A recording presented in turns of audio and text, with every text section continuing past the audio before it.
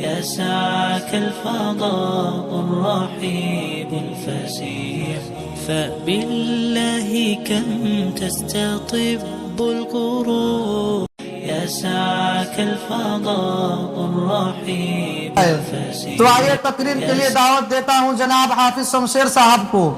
موصوف تشریف لائے اور تحریک آزادی کے موضوع پر خطاب فرمائے. نحمد و نصلی علی رسول الکریم، اما بعد فاعوذ باللہ من الشیطان الرجیم، بسم اللہ الرحمن الرحیم. جب پڑا وقت گلستہ پہ تو کھو ہم نے دیا،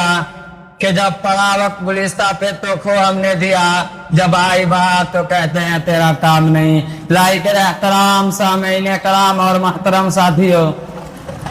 تحریک آزادی کی داستان بڑی طویل اور کربناک ہے. عام طور پر ذہن و دماغ میں تصور بیٹھایا جاتا ہے کہ جنگ آزادی کامیابی کا سہرا کانگریس، گاندھی جی، جواہر لال نہرو اور دوسرے ہندو لیڈروں کا سر ہے. چنانچہ 15 اگست ہو یا 26 جنوری کے تقریر اس موضوع کو اس طرح پیش کیا جاتا ہے کہ اور اسکول کے نصاب داخل کتابوں میں اس مضمون کو اس طرح پیش کیا گیا ہے کہ جس سے محسوس ہوتا ہے جنگ آزادی میں مسلمانوں کا حصہ آٹے میں نمک کے برابر ہو. بہت ممکن ہے کہ فرقہ پرست طاقتوں کے یہ سازش ہے کہ مسلمانوں کا موجودہ اور ان کے آئندے کی نسل کو اس کے اصلاح کے کارناموں سے بے خبر رکھ کر ان کے ذہن و دماغ پر اپنے رحم و کرم کا ہونے کے محتاج ہونے کا سیکھ بیٹھایا جائے، جس کے نتیجے میں وہ ہندوستان کے کسی استحقاق کے دعوے دار نہ ہو سکے.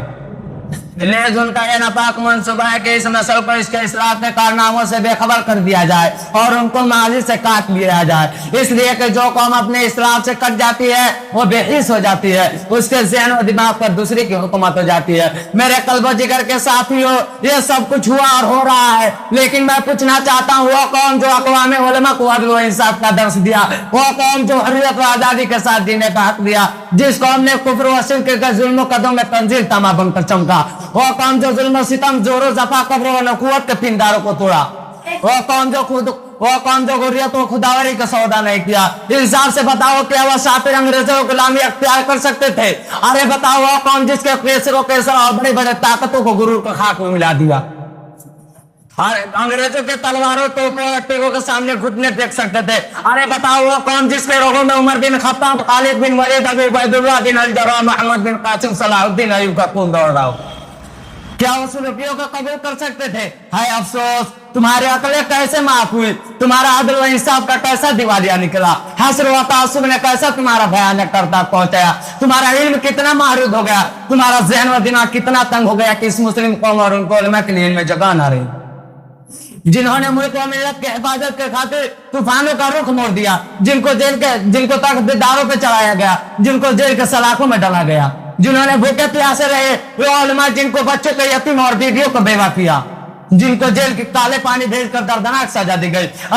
لیکن انگریزوں کے سامنے انہوں نے سر نہیں جھکایا، آزادی کا نشہ اپنے ذہن و دماغ سے نہیں نکالا. دنیا نے اپنے آپ کو بدلا گھڑی گھڑی، ایک اہل عشق تھے جہاں ہے وہیں رہے، گلشن رحمانیہ کا نغفت پھولو، تحریک آزادی کے پرخار وادی میں مسلمانوں کے بالخصوص علماء قدم رولوان ہوئے، اور تحریک کا صفحہ علماء کے خون سے رنگین ہے. تحریک آزادی کے تاریخ میں سے اگر علماء کا تذکرہ نکال دیا جائے تو تحریک آزادی کی تاریخ ادھوری نہیں بلکہ اس کی صورت بگڑ جاتی ہے. بڑی دکھ کی بات ہے کہ تحریک آزادی کو کانگریس سے جوڑا جاتا ہے جو 1885 عیسوی میں وجود میں آئی، لیکن یہ بالکل جھوٹ ہے. آئیے ہم بتاتے ہیں کہ علماء نے کس طرح اس کی تحریک داغ بیل ڈالی، کس خون پسینے سے انہوں نے اس کی ابیاری کی. سنیے، کانگریس سے 100 سال پہلے 18ویں صدی کے نصف میں اس تحریک ابتدائی اس وقت ہوئی جب مسلمانان ہند حضرت شاہ ولی اللہ محدث دہلوی کی قیادت میں آزادی کا پرچم لہرایا. یہ وہ وقت تھا کہ یورپ کے تاجروں نے مغلیہ سلطنت کے بنیاد ٹھوکرے کرنے میں کامیابی حاصل کرنے کے بعد جب ہندوستان کے سمراج بنیاد ڈالی تھی.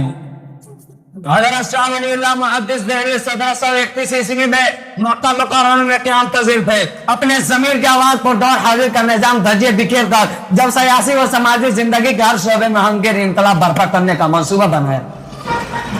1799 عیسوی میں سری رنگا پٹنم کے میدان میں شہید سلطان ٹیپو کا جنازہ انگریزوں نے جب خون میں لطپت دیکھا تو بڑے غرور کے ساتھ کہا تھا، آج ہندوستان ہمارا ہے. یہ اعلان علماء کو چونکایا اور تحریک میدان عمل میں آئی